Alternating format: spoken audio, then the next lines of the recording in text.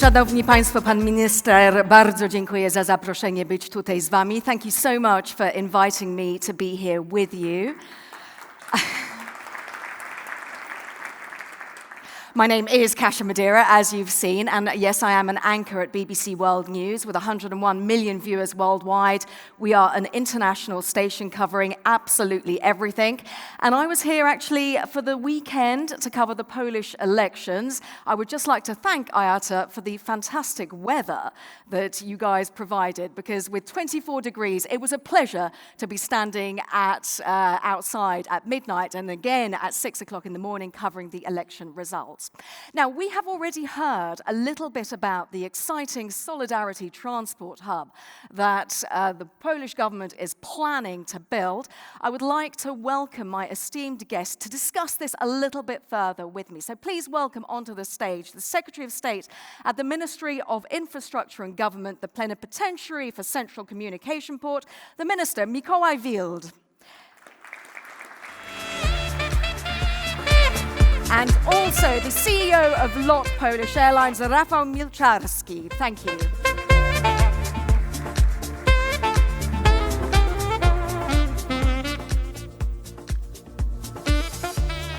So for the next half hour, we'll be discussing this exciting new plan. And we've already heard Alexander mention that this is going to be one of the first airports in Europe to be built within a decade. Minister, what's your inspiration behind this? Well, actually, there are four reasons for building Solidarity Transport Hub. The first, as you noticed, there is a huge market growth in Poland. Over the last 3 years, we have experienced 50% growth in aviation. And second reason is there is still a huge potential of growth, because Polish citizens, similarly to other citizens of the CE region, are heavily underserved in the terms of aviation. Average Pole travels by plane once a year. At the same time, or citizens of old EU travels 3-4 times a year. Number 3 is LOT Polish Airlines. I'm sure Rafa will say it in details. And the LOT Polish Airlines is developing faster than ever. But it will end if we don't provide enough capacity, because for reason is that we have not enough capacity for growth, for maintaining the growth. And actually, the European Commission has determined the lack of infrastructure as one of 3 obstacles which are blocking the growth in aviation in the whole Europe. So we are facing similar challenge, and we are answering to that, building the hub. So in that case, Rafał, thank you, Minister. The lack of infrastructure, you touched upon some quite exciting plans, because it's not just, as you said earlier on, it's not just about aviation, it's about everything else that goes with it. Can you talk to us about that? Yes, absolutely. Poland is a country that, because of its history, is relatively underdeveloped. And I think this is a great opportunity to change weakness into a strength. It's a similar thing that happened with the Polish banking sector. We never had checks.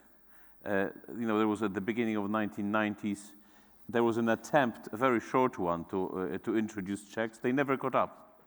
But right now we have one of the most modern banking systems in the whole world, with just contactless payments, which are widespread. And it's working phenomenal. And this is because we actually leapfrogged for a certain era of development. And I think this is a great opportunity for us as well. Of course, I do believe in all the technological changes, and I am fully and painfully aware of the necessity to innovate, because clearly people do not want to have the interaction with the airlines and with the airport and with the security and with the passport control at the level that they are experiencing it right now, because it's hugely burdensome. And in a lot of instances, it's actually humiliating for a lot of people, to be honest. So, of course, change is required. At the same time, we need a place to land the airplanes. And I really do believe, despite anything that anybody who has a certain political agenda is saying, aviation is good for the world. And it's it's not necessarily like a great polluter. Other means of transport, like cars, pollute a lot more than aviation. It's a great way of connecting people.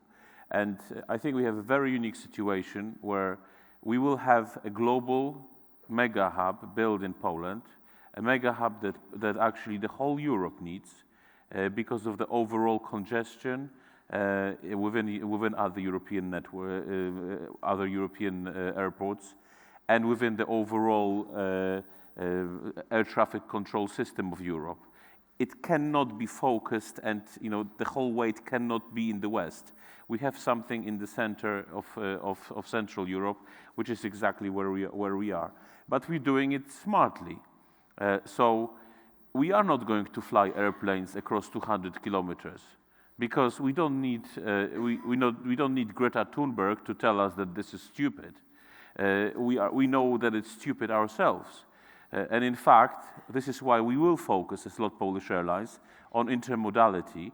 We want to have the opportunity to take somebody on a passenger train or Uber or other means of transportation, because of course there could be Hyperloop, there could be those new modes of autonomous air transportation and what have you.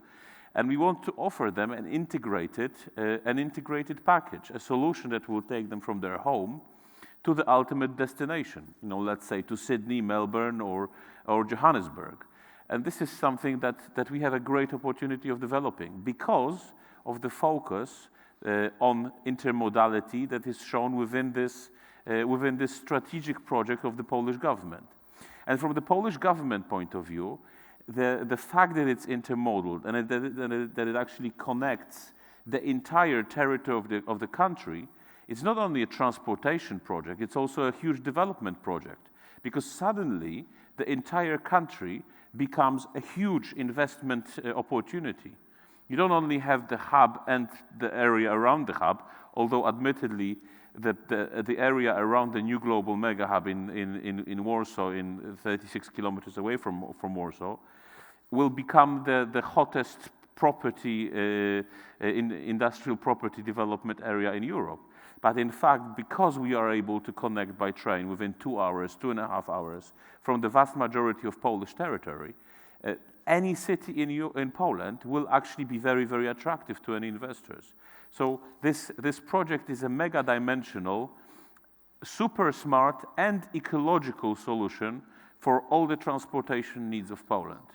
And Europe, in fact. Rafał, you mentioned, I'm going to take a step back because you mentioned Greta Thunberg, and we're going to have to put a little bit of focus on this. I know, but it's only fair. We heard from Alexander the kind of approaches that IATA is doing in terms of environment, climate change. Minister, given the amount of controversy and given the amount of noise that, a teenager has created, but she's created it, and even David mentioned it's gathering strength. We've got protests in London, protests across the whole of the world. Is this the right time for the Polish government to be investing in something like this? This is a generational project. Is this the time? Oh, I'm sure this is the time. The first reason is, just like Rafał said, we are investing in multimodality, which means that we are building from scratch not only the multimodal hub itself, but also the whole railway system of Poland. We are giving the passengers the chance to choose whether they want to fly or they want to use a train, which for us, of course, is the best solution because it's more sustainable, and it's public transportation, which we want to support as much as it's possible.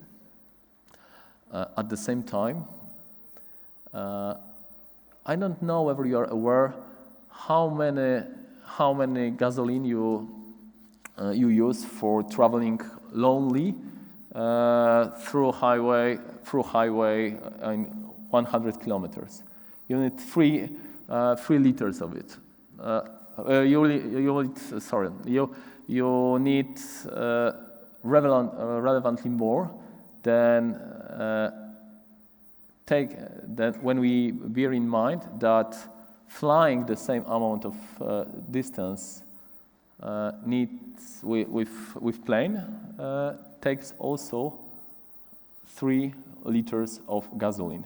So I think the right area we want to focus on is how to empower people, how to convince people to use the trains instead of cars, then to use trains in long distances instead of airplanes. But let's focus a little bit on the STH project. First, doing greenfield projects, we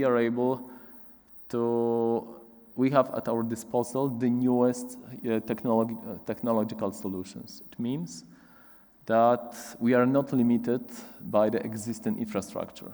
It's a huge opportunity. Second, we are going to plan the area surrounding the STH in a completely new way, which also give us the opportunity to address the newest challenges, also the environmental challenges of our times. I'm sure that when we take into consideration, so first, that we have the possibility to, because we are investing in greenfield project, we have at our disposal the possibility to build near to zero emission airport, that we are rebuild the whole railway system of Poland. So we are diminishing the footprint, CO2 footprint of the whole transportation systems. Third, that we are actually creating the city in a completely new way. The outcome is definitely positive.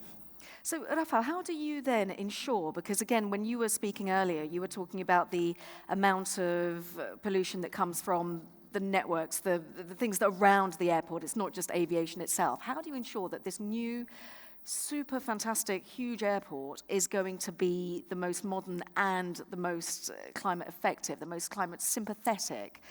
What do you look at? Well, it's a great question. And if you allow me, I would also, at the end, also like to give a perspective on the CO2 and environmental impact from the airline perspective. But first of all, to answer your question, of course, we are doing the right thing. I don't think anybody on their own have the capability and have the knowledge and have the experience to actually avoid other people's mistakes. And this is why we have IATA.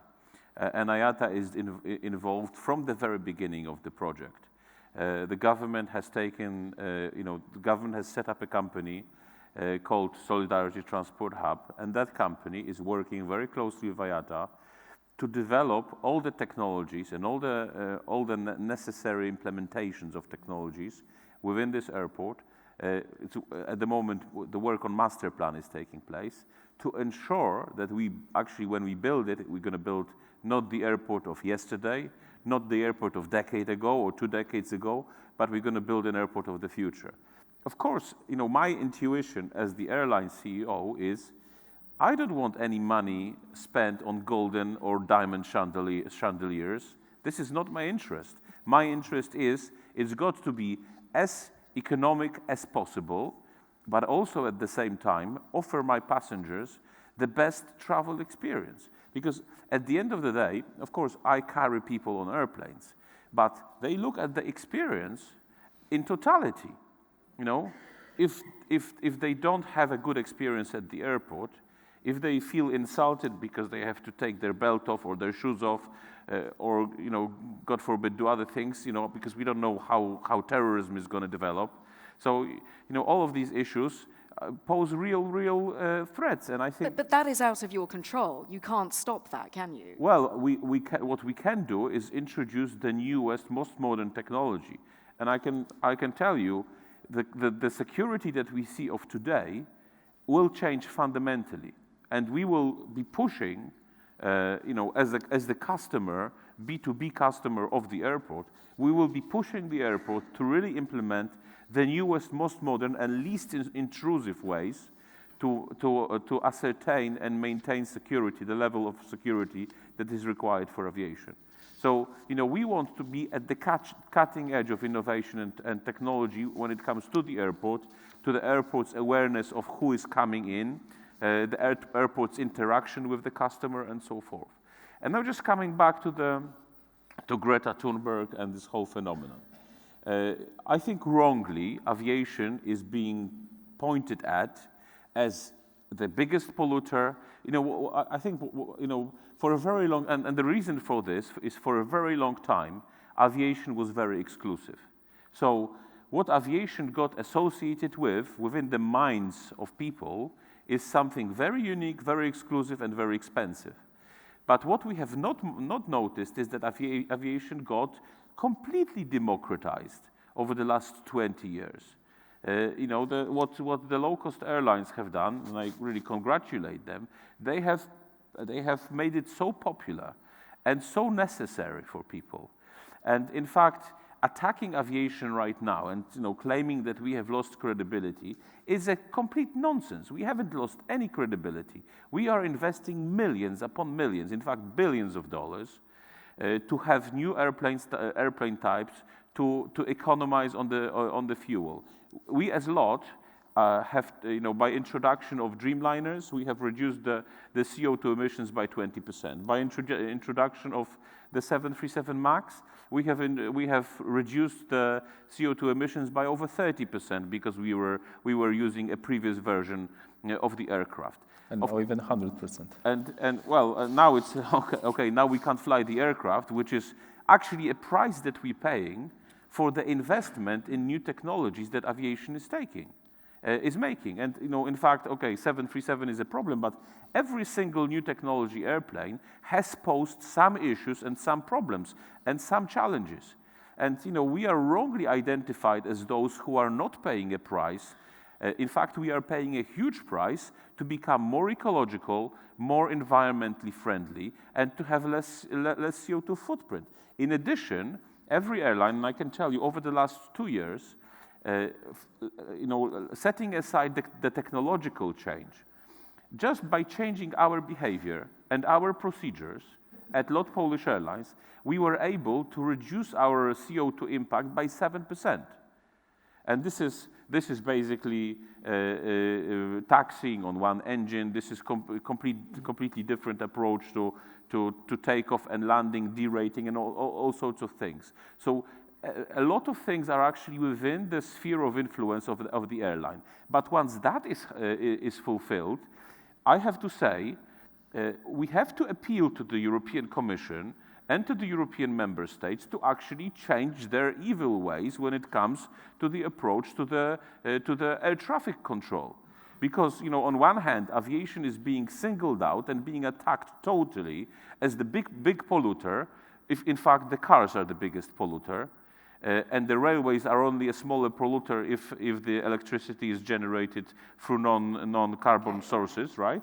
But we are attacked as the biggest polluter, but at the same time, the governments of Europe are tolerating the fact that, while when you're traveling on the car, there is no border, when you're traveling by air, there are borders. People don't realize this, but we have a system of borders. Europe, yeah. We have a system of borders across Europe. The routes within every country are individually set up for the country, not for the overall system of Europe.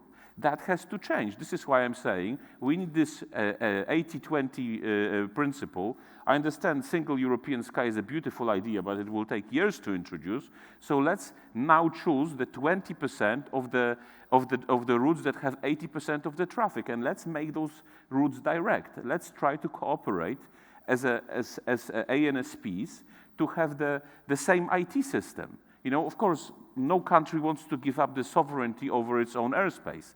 But we can have one system. We can have a system that will talk to each other very, very efficiently, and we can create a system of direct routes. If we do that, we can save up to 20% of CO2 emissions within Europe. And we don't have to have very dramatic statements like taking a yacht to the United Nations. But of course, Greta Thunberg, she took a yacht but flew back. So I think that you are focusing quite a lot on her, and I think that it was a symbol, and she's getting her message across. She's bringing our attention to an important problem, exactly. Admittedly. Just okay, so you're talking about this interaction and travel communication across Europe. That, Minister, involves good relationships within Europe. Is that something that this government, you've just been re-elected, is that something this government's going to build? Because that takes diplomacy and that really takes enhancing relations with Brussels, etc. Well, actually, when we speak about the STH project, we are speak about the completely new public transportation system for Poland, which, as I said, fulfill the European goals. On one hand, we are investing in the first greenfield airport project since decades. And what is one of three main obstacles, according to EU strategy towards aviation, is lack of infrastructure.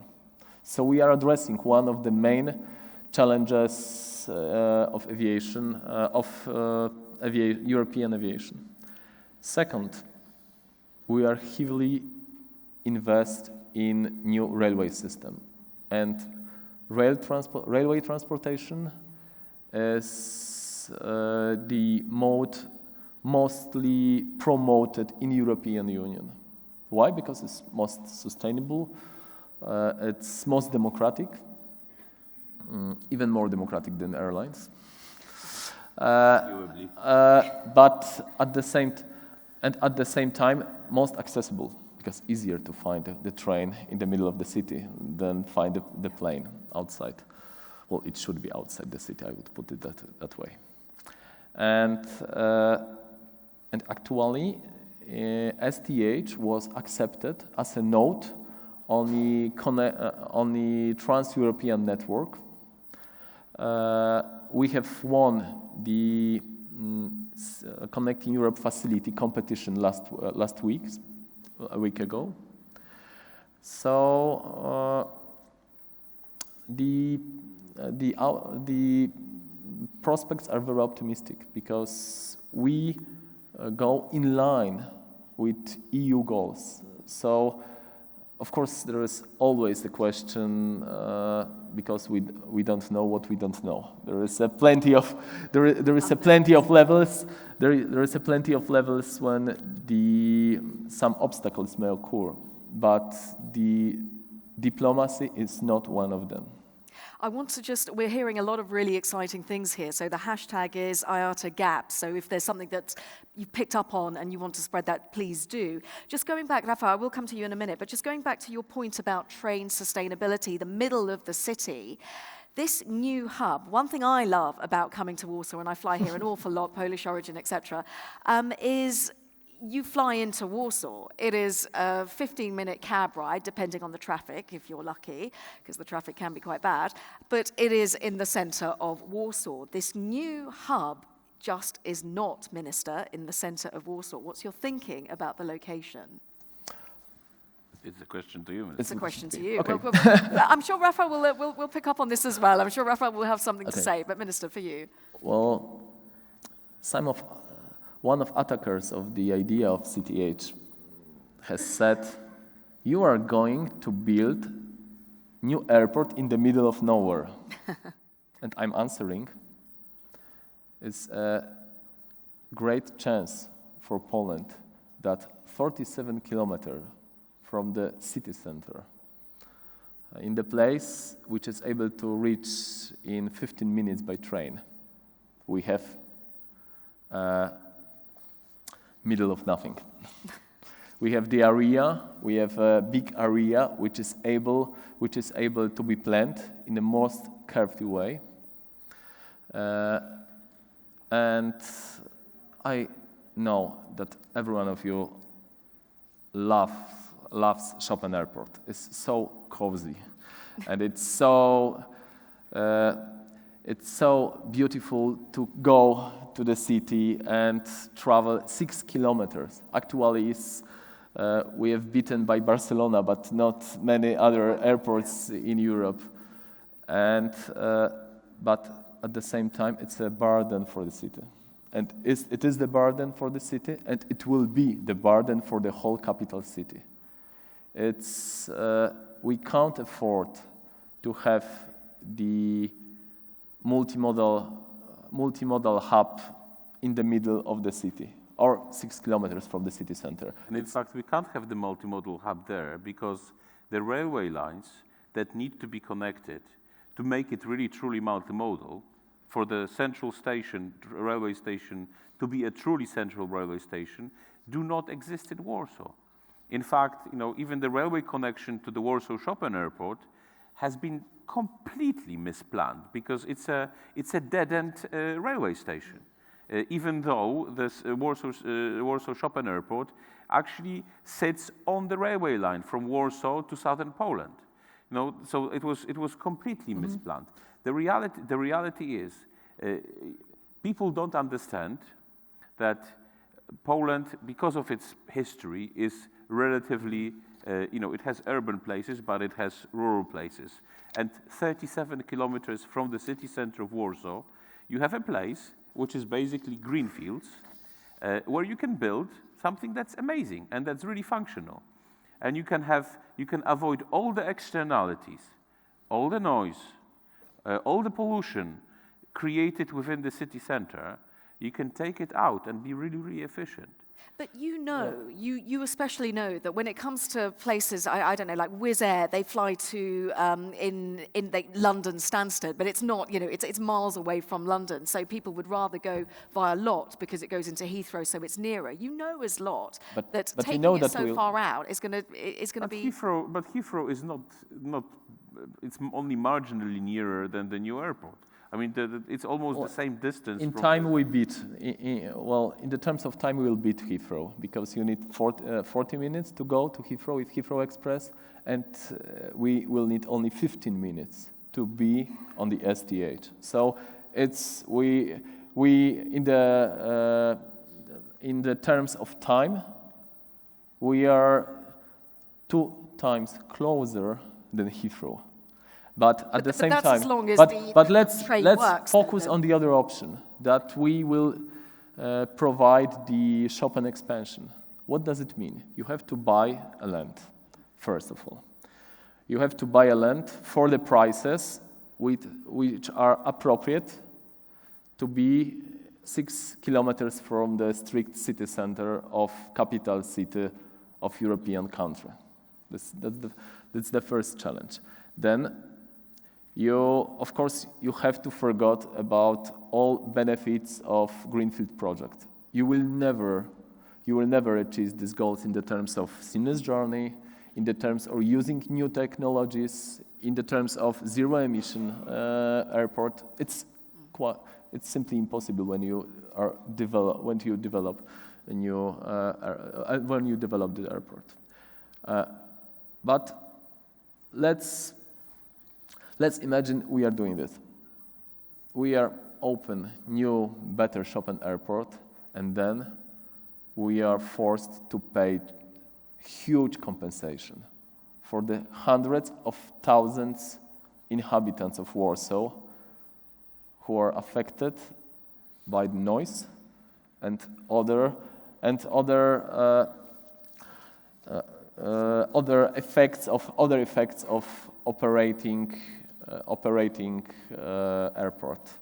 It's simply, and in the decade, maybe in 15 years, you will face the same challenge. Same challenge, a bit like Heathrow at the moment, yes. Lack of capability, and then you would ask yourself, what for did I undertake this all? We simply think it has no chance. It's better to get 10% internal rate of return from STH than invest in Chopin Airport only because he is already built.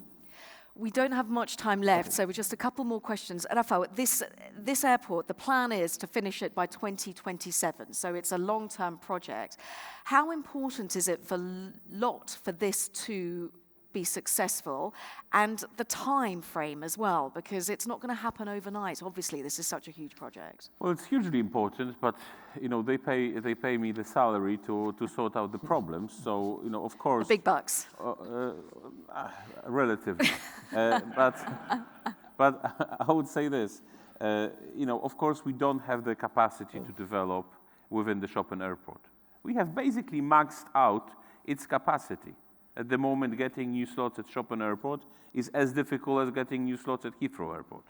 So this is where we stand at Warsaw right now.